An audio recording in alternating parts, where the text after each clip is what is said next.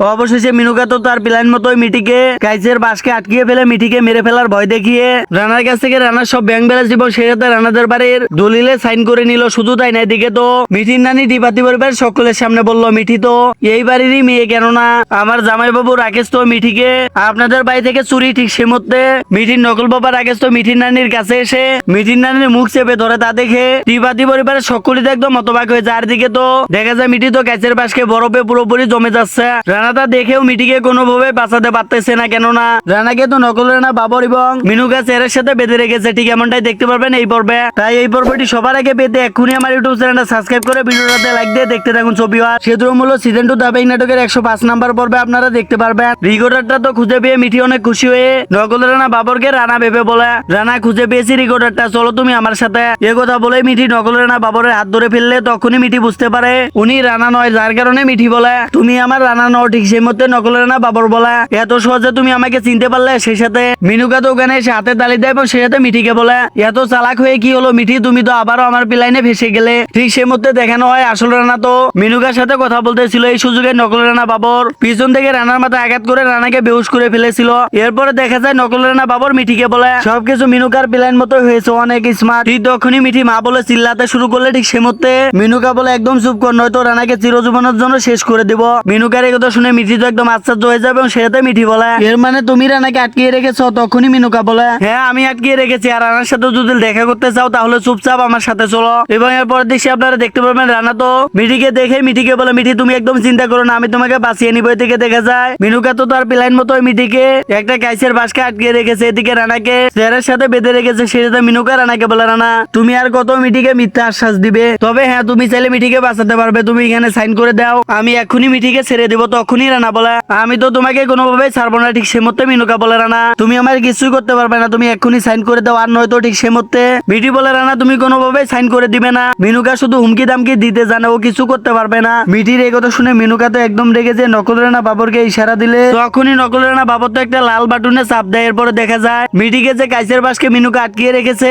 সেখানে তাপমাত্রা তো একদম 0 হয়ে যায়, যার কারণে মিঠি তো বরফে জমে যাচ্ছিল। তা দেখে রানা মিনুকাকে বলে, এখনই মিঠিকে ছেড়ে দাও, নয়তো আমি তোমার নিঃশ্বাস বদ্ধ করে দিব। তখনই মিনুকা বলে, ঠিক আছে রানা তুমি সাইন করে দাও, আমি মিঠিকে ছেড়ে দিচ্ছি, নয়তো এখানে শুধু মিঠির নিঃশ্বাস বদ্ধ হয়ে যাবে, আর মিঠির সব দায়ভার তো এখন তোমার উপরে। মিঠি তুমি দেখতে থাকো রানা তোমাকে বাঁচায় কিনা। ঠিক সে মধ্যে রানা বলে, মিনুকা প্লিজ তুমি মিঠিকে ছেড়ে দাও। তখনই মিনুকা রানাকে বলে, তুমি সাইন করে দাও, নয়তো নিজের চোখে মিঠিকে বরফে জমে তিলে তিলে মারা যেতে দেখবে। মিনুকার এই কথা শুনে রানা তো একদম হতবাক হয়ে যায়। আর দিকে তো রায় পরিবারের সকলেই মিঠিকে খুঁজে না পেয়ে টেনশন করতেছিল। ঠিক তখনই দিবা তো মিঠির রুম থেকে একটা চিঠি এনে রানার বাবা সঞ্জয়কে দেয়। তখনই রানা বাবা সঞ্জয় দেখতে পায় চিঠিতে মিঠি লেগেছে, আমি এই বাড়ি ছেড়ে চলে যাচ্ছি, রানা যেদিন মিনুকাকে ডিভোর্স দিবে আমি সেদিনে এই বাড়িতে ফিরে আসবো। এই চিঠি থেকে তো টিপাতি পরিবার সকলে একদম হতবাক হয়ে যায়। সেটাতে রানার নানি আন্নাপূর্ণ অবস্থিত রানা মা সুমনাকে বলে, সুমনা আমি তোমাকে বলেছিলাম না ওই মেয়েকে এই বাড়িতে ফিরিয়ে নিয়ে এসো না। তখনই রানাদের বাড়ির কাজের বুয়া কাকিমা রানা নানি আন্নাপূর্ণ অবস্থিকে বলে, মালিক নিশ্চয়ই কোথাও একটা ভুল হচ্ছে, মিঠি কখনো এমনটা করতে পারে না। এদিকে তো মিনুকা রানাকে বলে, রানা এখনই সাইন করে দাও, নয়তো মিঠিকে তিলে তিলে মারা যেতে দেখো। মিনুকার এই কথা শুনে রানা তো একদম আশ্চর্য হয়ে যাবে। সেটা রানা বলে, মিঠি তুমি একদম চিন্তা করো না, আমি তোমাকে বাঁচাবো। তখনই মিনুকা বলে, রানা এ তুমি কি করতেছো? মিঠিকে মিথ্যা আশ্বাস দিচ্ছ, তুমি এক্ষুনি সাইন করে দাও, নয়তো মিঠি এখন এভাবেই তিলে তিলে মারা যাবে, জলদি করো। আর রানা দেখতে তো পারতেছো বিচারা মিঠি পুরোপুরি জমে গিয়েছে। মিঠি মারা যাওয়ার আগে ওকে বাঁচাতে চাইলে তুমি এখানে সাইন করে দাও, তুমি আবার পরে আমাকে বলো না মিঠিকে বাঁচানোর জন্য আমি তোমাকে কোনো সুযোগ দেইনি। তখনই রানা বলে, এই রানার মনে যদি একবার কেউ জায়গা পায় তার জন্য তো আমি জীবন পর্যন্ত দিতে পারি, ফাইলটা দাও, এক্ষুনি সাইন করে দিচ্ছি। রানার এই কথা শুনে মিনুকা অনেক খুশি হয়ে গেলে। ঠিক সেই মধ্যে মিঠি বলে, রানা তুমি এমনটা কখনোই করতে পারো না। ঠিক তখনই রানা বলে, আমি তোমার কাছ থেকে কিছু শুনতে চেয়েছি। ঠিক সেই মধ্যে মিঠি বলে, রানা বাবা এবং তোমার এত কষ্টের টাকা এবং তোমাদের বাড়ি তুমি এভাবে অন্য কারো নামে লিখে দিতে পারো না। তখনই রানা বলে, কষ্ট করে আবারও টাকা কামাতে পারবো। তখনই মিঠি বলে, রানা তুমি আমার কথাটা শোনো। ঠিক সেই মধ্যে রানা বলে, তোমার কথা আমি কি শুনবো? তুমি ঠিক কিছু বললে না আমি তোমার কথা শুনতাম। তুমি কি যাচ্ছ টাকা পয়সা এবং ব্যাংক ব্যালেন্স এবং বাড়ির জন্য? আমি তোমাকে টাটা বাই বাই বলে টাকা পয়সা ব্যাংক ব্যালেন্স নিয়ে বাড়িতে যে শুয়ে পড়বো? এই টাকা পয়সা কি তোমার মতো আমার সাথে হাসবে? মিঠি তোমার জন্য এসব টাকা পয়সা ব্যাংক ব্যালেন্স এই বাড়ি ঘর দুয়ার আমি সবকিছু বারবার ছেড়ে দিতে পারবো। তখনই মিঠি বলে, রানা এই খারাপ মানুষগুলো তো তাহলে জিতে যাবে। তখনই রানা বলে, আমি আমার মিঠিকে বাঁচাচ্ছি, আমি জিতবো। সেই সাথে রানা মিনুকাকে বলে, মিনুকা আমি এক্ষুনি সাইন করে দিচ্ছি, তবে সাইন করে দেওয়ার পর মিঠিকে ছেড়ে দিতে হবে। তখনই মিনুকা বলে, নিশ্চয় মিঠিকে ছেড়ে দিব, তার আগে তুমি সাইন তো করো। তুই তখনই রানা তো ফাইলে সাইন করে দেয়। সেই সাথে বলে, মিনুকা এখন তুমি মিঠিকে ছেড়ে দাও। ঠিক সে মধ্যে মিনুকা বলে, রানা আমি তোমাকে বললাম আর তুমি আমার কথা শুনলে? তুমি আমার কথায় এতটা ভরসা করতে পারলে কিভাবে? তুমি এখন মিঠিকে তিলে তিলে মারা যেতে দেখবে। আমি তো এখন চলে যাচ্ছি, বাই বাই। একথা বলেই মিনুকে এবং নকুল রানা তো ওখান থেকে চলে যায় এবং এরপর দৃশ্যে আপনারা দেখতে পারবেন রানার মা সুমনা বলে, আমি তো কোনোভাবে মানতে পারতেছি না যে মিঠি আমাদেরকে ছেড়ে চলে গিয়েছে। এদিকে তো রানা নিজেকে ছাড়ানোর অনেক চেষ্টা করে, সেটাতে রানা মিঠিকে বলে, মিঠি আমি জানি তুমি অনেক সাহসী, তুমি একদম ভয় পাবে না, আমার প্রতি ভরসা রাখো, আমি তোমাকে বাঁচিয়ে নিব। তখনই মিঠি বলে, রানা আমার তো দম বন্ধ হয়ে আসতেছে, আমি নিঃশ্বাস নিতে পারতেছি না।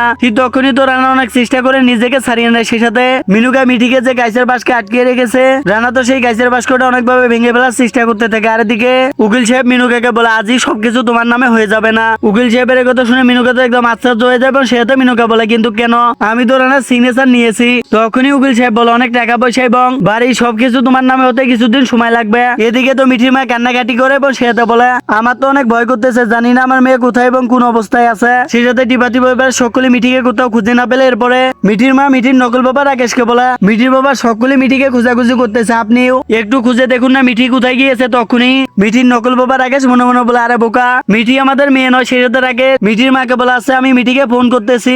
এদিকে তো রানার বাবা সঞ্জয় বলে, নিশ্চয় মিঠি কোনো বিপদে পড়েছে, আমি পুলিশের কাছে ফোন করতেছি। এরপরে তো রানার বাবা সঞ্জয় পুলিশের কাছে ফোন করতে যাবে, ঠিক সেই মুহূর্তে রানা নানি আন্নাপূর্ণা অবস্থিত রানার বাবা সঞ্জয়ের কাছ থেকে ফোনটা কেড়ে নেয় এবং সে সাথে বলে, যে মেয়ে নিজ ইচ্ছায় বাড়ি থেকে চলে গিয়েছে তাকে তোমরা সবাই ভুলে যাও। ঠিক সেই মুহূর্তে রানা মা সুমনা তার মা আন্নাপূর্ণা অবস্থিকে বলে, মা মিঠি তো এই বাড়িতে আসার পর থেকে আপনি অনেক হাসি খুশি ছিলেন, একটাবার ভেবে দেখুন। তখনই রানা নানি আন্নাপূর্ণা অবস্থিত রানার মা সুমনাকে বলে, তোমার বাবার পর্যন্ত তুমি ভাবতে থাকো, আমার ফাইনাল ডিসিশন, পুলিশ এই বাড়িতে আসবে না। ঠিক সেই মতো মিঠির নানি টিবাতি বাড়িতে আসলে তাকে দেখেই তো মিঠির নকল বাবা রাকেশ একদম আশ্চর্য হয়ে যায়। এরপর তো একটা পর্যায়ে গিয়ে মিঠির নানি টিবাতি পরিবার সকলের সামনে বলে, মিঠি তো এই বাড়ির মেয়ে, মিঠি কেন এই বাড়ি ছেড়ে চলে যাবে? মিঠির নানির এই কথা শুনে টিবাতি পরিবার সকলে একদম আশ্চর্য হয়ে গেলে মিঠির নকল বাবা রাকেশ তো একদম হতবাক হয়ে যায়। সেই সাথে রানা নানি আন্নাপূর্ণা অবস্থি বলে, আপনি এসব উল্টাপাল্টা কি কথা বলতেছেন? আপনি গিয়ে তখনই মিঠির মা বলে, উনি আমার মা মিঠির নানি। এদিকে রাকেশ তো একদম ঘাবড়ে যায় এবং সে তো মনে মনে বলে, শাশুড়ি মা আবার সবকিছু সবাইকে খুলে বলবে না তো? রানা যে আমার ছেলে মিঠি এই বাড়ির মেয়ে, আমি 22 বছর আগে হসপিটাল থেকে মিঠিকে চুরি করেছি।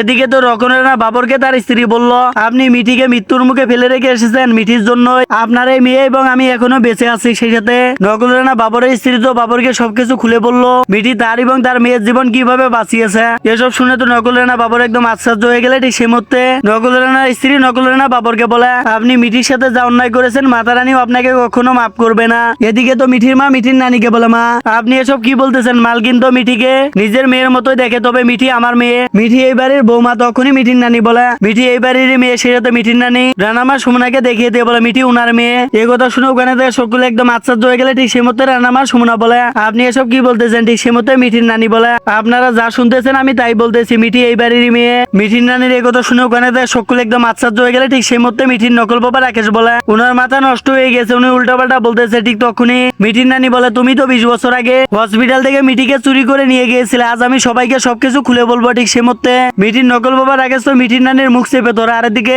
রানা তো অনেক চেষ্টা করতেছিল গাছের ফ্রেমটা ভেঙে মিঠিকে বাঁচানোর। সে রানা বলে, কোনো তো একটা উপায় আছে এই ফ্রেমটা ভেঙে ফেলা। তখনই নকল রানা বাবার ওখানে এসে রানাকে বলে, যদি কোনো উপায় নাও থাকে তাহলে আমি সবকিছু ভেঙে মিঠিকে বাঁচাবো। এই কথা বলেই নকল রানা বাবার তো রানার হাতে একটা কুড়েল তুলে দেওয়ার পরে তো নকল রানা এবং আসল রানা দুজনে মিলে গাছের ফ্রেমটা ভেঙে মিঠিকে বাঁচিয়ে নেয়। ছবি আছে ছিল সেদুরমূল সিজন 2 দাবাই নাটকের 105 নম্বর পর্বে সুন্দর একটি এক্সপ্রেশন। তো আপনাদের কাছে এই ভিডিওটি কেমন লাগলো অবশ্যই কমেন্ট করে জানাবেন এবং সেই সাথে পরবর্তী ভিডিও এক্সপ্রেশনটি সবার আগে দেখার জন্য অবশ্যই আমার ইউটিউব চ্যানেল সাবস্ক্রাইব করে আমার সাথে থাকবেন। সকলে ভালো থাকবেন, সুস্থ থাকবেন।